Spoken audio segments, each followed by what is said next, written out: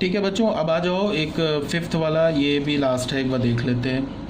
Fifth में क्या बोल रहा है, f of x is equal to 1/x² + 1। अगर मैं बोल रहा हूँ कि इसका डोमेन निकालो, तो डोमेन निकालने के लिए तो कोई प्रॉब्लम ही नहीं है। डोमेन क्या हो जाएगा, सीधे आर लॉजिक से। क्यों? बिकॉज डिनोमिनेटर कभी नहीं जीरो होगा। x² जो होता है ग्रेटर देन इक्वल्स टू 0 होता है for all x belongs to R. तो अगर 1 ऐड किया ना हमने दोनों side, greater than equals to 1 for all x belongs to R, तुम यहाँ पे x² + 1 का जो वैल्यू होगा वो या तो 1 होगा या तो 1 से बड़ा होगा, कभी छोटा नहीं हो सकता। तो 0 होने के लिए इसे तो 1 से छोटा होना पड़ेगा ना, बट ये तो 1 से कभी छोटा हो ही नहीं सकता। इसका क्या मतलब है कि डोमेन आर हो जाएगा। हमें तो उसी x को देखना है ना जिस x के लिए डिनोमिनेटर 0 हो जाए। ऐसा x तो बना ही नहीं है, ऐसा दुनिया में कोई x बना ही नहीं है जिसके लिए x² + 1 0 हो जाए। देख लो, सपोज डेट तुम 0 करने गए, x² + 1 को तुमने 0 किया और तुमने सोचा कि यहाँ से मैं उस x का वैल्यू निकाल लूँ जिस x पर x² + 1 0 हो जाए, और फिर उस x के वैल्यू को मैं रियल नंबर से हटा दूंगा तो फिर वो डोमेन आ जाएगा। तो तुम अगर मान लो तुमने x² + 1 को 0 किया तो x² का वैल्यू आ गया -1। इधर हमें कैसा नंबर मिला, नॉन निगेटिव। इधर हमें कैसा नंबर मिल गया, निगेटिव। इसका मतलब ये जो हमें इक्वेशन मिला ना, इसे हम क्या बोलते हैं इंग्लिश में, एब्सर्ड। एब्सर्ड का मतलब क्या होता है, मीनिंगलेस, जिसका कोई मीनिंग नहीं है। तो जब इस इक्वेशन का मीनिंग ही नहीं है तो इससे जो x का वैल्यू मिलेगा उसका भी कोई मीनिंग नहीं होगा। तो ये ऐसा मीनिंगलेस इक्वेशन क्यों मिला हमें, बिकॉज हमने x² + 1 को 0 के इक्वल कर दिया, यहीं पर ये इक्वेशन एब्सर्ड हो गया। तो आगे अगर फर्दर तुम इसे मैनिपुलेट करोगे तो तुम्हें एब्सर्ड रिजल्ट ही मिलेगा। ठीक है, ये बात सब क्लियर होगी आपको। ये था हमारा पेज नंबर 25। ठीक है बच्चे, अब आ जाओ नोट नंबर 10 में। नोट नंबर 10 क्या बोल रहा है तुम्हें, ये ऑलरेडी मैंने व्हाट्सएप पे जो हमारी इंटरेक्शन होती है ना, उस पर ऑलरेडी मैंने बता रखा है, बट फिर भी कुछ बच्चे हैं जिनको कोई कंफ्यूजन रह गया होगा तो वो समझ जाएंगे। तो नोट नंबर 10 में क्या बोल रहा है कि the root of an expression is the value of variable for which the expression becomes 0।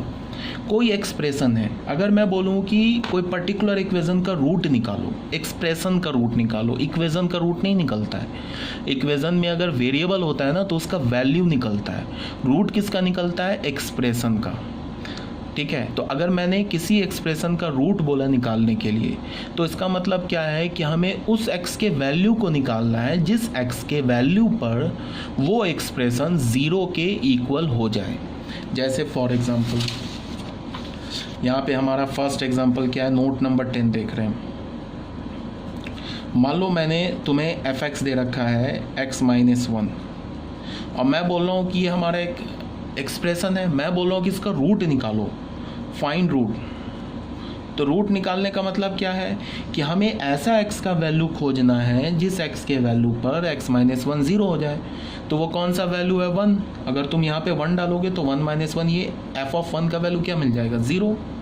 इसको तुम ऐसे भी निकाल सकते हो, x - 1 को 0 करो, यहाँ से x की वैल्यू निकाल लो।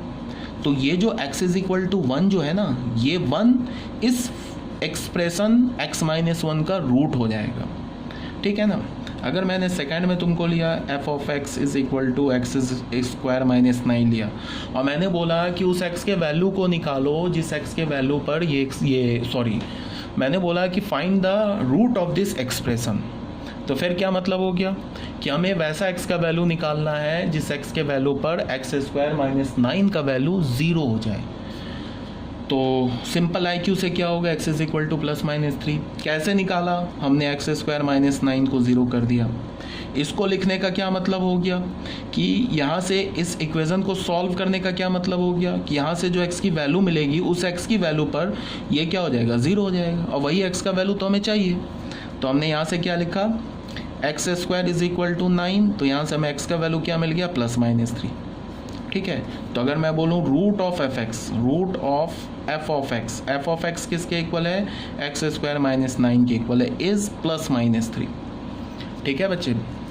अब तुम इसको ऐसे भी देख सकते हो, चेक कर लो, f ऑफ 3 डालो, f ऑफ 3 क्या होगा, 3² - 9, ये क्या हो गया, 9 - 9 0। अगर मैंने 3 और -3 को रूट बोला है तो 3 और -3 पर इस एक्सप्रेशन का वैल्यू जो होगा वो 0 होगा। अगर मैंने f ऑफ -3 डाला तो क्या मिला, -3 का स्क्वायर -9, ये क्या मिल गया, 9 - 9 0, अगेन 0। अगर मैंने f ऑफ 4 डाला तो क्या मिल गया हमें, 4 स्क्वायर -9, 16 - 9, 7, नॉट 0। तो यहाँ से हमें क्या पता चला, x is equal to 4 is not the root of the expression fx is equal to x square -9। ये बात है क्लियर? तो यहाँ भी क्लियर होगा। अब जैसे ये देख लो, एक्स स्क्वायर प्लस 1 का हमें क्या चाहिए, रूट चाहिए। तो फिर हमने f ऑफ x को 0 किया तो एक्स स्क्वायर का वैल्यू हमें क्या मिल गया, -1, तो नॉट पॉसिबल। अब मैं अगर बोलूँ कि एक्स स्क्वायर प्लस 1 का रूट क्या है तो तुम क्या बोलोगे, ये नहीं बोलोगे कि ये तो क्वेश्चन ही गलत है, क्वेश्चन रॉन्ग है। क्यों क्वेश्चन रॉन्ग है, बिकॉज रूट तो हमें मिला ही नहीं। देखो एक बात हमेशा याद रखो, मैंने ऑलरेडी पहले भी बता रखा है कि क्वेश्चन कभी रॉन्ग नहीं होता। अगर तुम्हें बोल रहा है ना कि find the value of x और तुम कैलकुलेट करने गए तुम्हें एक्स का वैल्यू नहीं मिला तो तुम ये नहीं बोलोगे कि क्वेश्चन इज़ रॉन्ग। अगर तुमने क्वेश्चन बोला रॉन्ग तो इसका मतलब है कि तुम रॉन्ग हो, क्वेश्चन रॉन्ग नहीं है। अगर तुम्हें बोला है कि find the value of x और तुमने कैलकुलेट किया तुम्हें एक्स का वैल्यू नहीं मिला या मिल गया एक्स इज़ नॉट डिफाइंड, तो हमारा आंसर क्या होगा, there does not exist any value of x.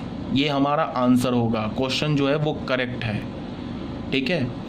तुम्हें बोल रहा है ना find the value of x, ठीक है, तो एक्स का वैल्यू निकालो, तो एक्स का वैल्यू नहीं मिला तो तुमने आंसर क्या दिया, वैल्यू या values of x does not exist. ये हमारा आंसर होगा। क्वेश्चन कभी गलत नहीं होता है, क्वेश्चन मिसप्रिंट हो सकता है, ठीक है, बट क्वेश्चन कभी गलत नहीं होगा। अगर तुम्हें कभी भी ऐसी फीलिंग आ रही है ना कि क्वेश्चन गलत है तो 1-2 बार खुद उसको ध्यान से देखो, क्वेश्चन गलत नहीं होगा, ठीक है। तो यहाँ पे क्या बोला, not possible in the set of real number, ये तो पॉसिबल नहीं है रियल नंबर पे। तो अगर डोमेन की बात की जाए तो यहाँ पे मैंने क्या बोला, अच्छा देन फाइंड इट्स रूट, तो डोमेन मैंने लिख दिया। इसे आप अपने PDF में करेक्ट कर लेना। क्या बोलोगे यहाँ पे, आंसर हमारा क्या होगा, roots does not exist. Root जो है एग्जिस्ट नहीं करता। DNE का मतलब क्या हो गया, डज नॉट एग्जिस्ट, ठीक है। अब यहाँ पे फिर एक छोटा सा और पॉइंट है, किसी एक्सप्रेशन का साइन डिस्कस करना। कौन सा साइन, SIN वाला साइन नहीं, SIGN वाला साइन, ठीक है। SIGN का मतलब कि वो कोई एक्सप्रेशन कब पॉजिटिव होगा कब निगेटिव होगा ये हमें डिस्कस करना है, ठीक है। किस x के लिए पॉजिटिव होगा किस x के लिए निगेटिव होगा ये हमें डिस्कस करना है। तो इसको भी थोड़ा एक बार ध्यान से देख लेते हैं। सपोज दैट हमारे पास ना एक एक्सप्रेशन दे रखा है, जैसे मैं बोलूँ साइन स्कीम बोलते हैं, sign scheme of f of x is equal to x - 5। इस एक्सप्रेशन का हमें साइन स्कीम चाहिए। साइन स्कीम चाहिए, इसका क्या मतलब है कि हमें उन सारे x के वैल्यूज़ को बताना होगा, लिखना होगा जिस x के वैल्यू पर ये expression f of x x - 5 positive है। फिर हमें उन सारे x के वैल्यूज़ को लिखना होगा जिस x पर ये f ऑफ x निगेटिव है। फिर हमें उन सारे वैल्यूज़ को लिखना होगा जिस x पर ये f ऑफ x 0 है। तो कैसे लिखेंगे, सबसे पहले क्या करें हम लोग, रूट निकाल लें। कई सारे मेथड हैं, सबसे पहले रूट निकाल लें। रूट क्या होगा इसका, रूट होगा इसका x इज इक्वल टू 5। क्यों x is equal to 5 root होगा, देख लो, ये तो रूट अभी बताया। f ऑफ x को 0 करो तो यहाँ से क्या होगा, x - 5 को 0 करो, इसका मतलब x - 5 का वैल्यू 0 कब होगा, x इज इक्वल टू 5 पर। तो ये जो x इज इक्वल टू 5 तो रूट मिल गया ना, ठीक है। अब हमें वो x का वैल्यू चाहिए जिस पर ये पॉजिटिव है पूरा एक्सप्रेशन और ये निगेटिव है। तो इसके कई रास्ते हैं। हमने fx को हमने पॉजिटिव बोल दिया, fx किसके इक्वल है, x - 5 के इक्वल है, ये पॉजिटिव हो गया। तो यहाँ से हमें क्या पता चला, x इज़ ग्रेटर देन 5।